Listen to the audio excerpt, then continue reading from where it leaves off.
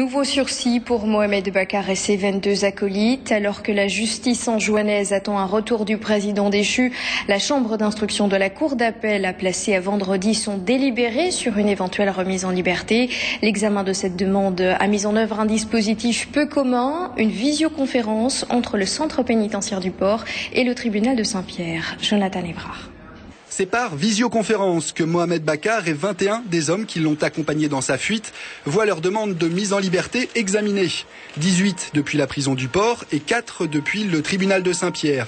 Tous sont incarcérés suite à la demande d'arrestation provisoire d'un juge d'instruction de Moroni en vue d'extradition aux Comores pour répondre à des accusations d'homicide volontaire, coups et blessures, viol et torture. Pour Mohamed Bakar et 2 de ses hauts dignitaires pèsent des charges supplémentaires de détournement de deniers publics ainsi qu'atteinte à l'autorité et à l'intégrité de l'État comorien. Des faits que tous les requérants contestent fermement et que leurs avocats remettent en cause. Les faits qui sont reprochés ne comportent aucune précision de date, de lieu et encore moins l'identité des victimes, ce qui rend quand même peu crédibles ces allégations et surtout leur bien fondé. Ils ont un délai d'1 mois pour faire une demande d'extradition. À ce jour, on n'a qu'un petit bout de papier sur lequel on ne sait même pas qui est la personne qui demande.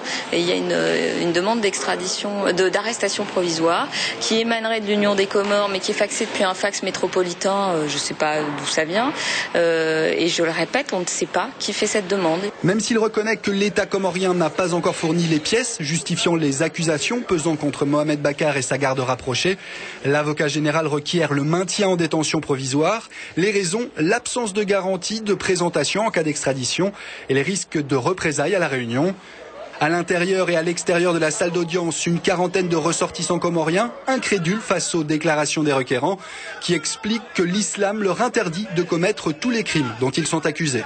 S'ils disent qu'ils sont des musulmans, les musulmans ils ne sont pas violents.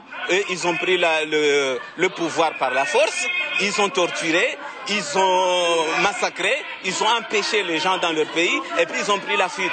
Surtout il y a une avocate là qui doit apprendre à parler parce qu'elle n'a pas le droit de traiter un gouvernement tout entier d'un pays comme un gouvernement fantoche. Un dossier toujours aussi sensible.